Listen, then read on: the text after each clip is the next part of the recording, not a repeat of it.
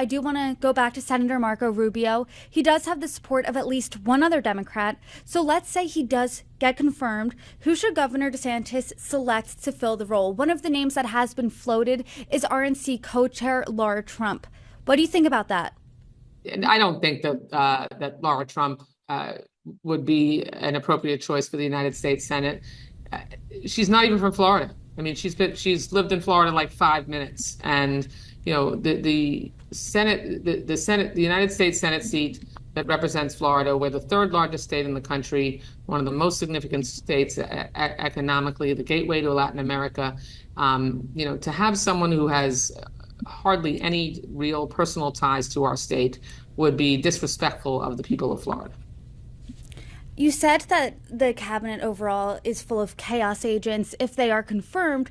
I know Democrats have been raising the alarm bells here on this cabinet. Republicans say, hey, this is what the voters want. This is the Republicans won the popular vote, also won the Electoral College.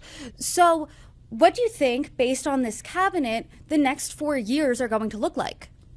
Well, let's be very clear that Donald Trump is likely to end up with one of the smallest majorities of any presidential candidate in history, to say nothing of the fact that this was not a red wave or a Republican wave. Donald Trump won the battleground states. About 240,000 votes separate 1.5% the two candidates.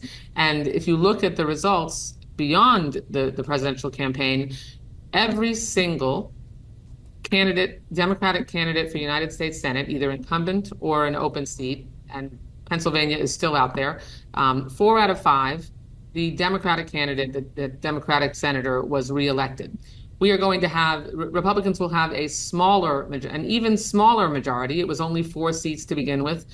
In the next Congress, we actually beat more of their incumbents than they beat of ours. And I mean, it's going to be a hair's breadth of a majority for the Republicans. So this isn't a mandate for the Republican Party.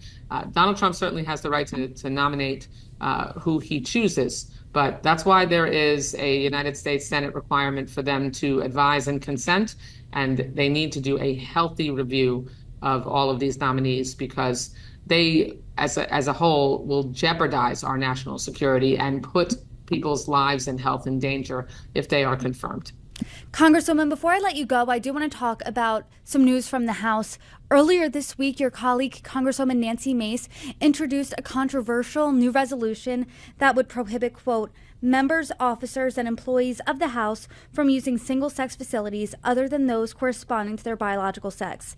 And this comes after Sarah McBride became the first openly transgender person to be elected to Congress. Yesterday, Speaker Mike Johnson announced a new rule that would prohibit McBride from using women's restrooms on the Capitol. What are your thoughts on this situation?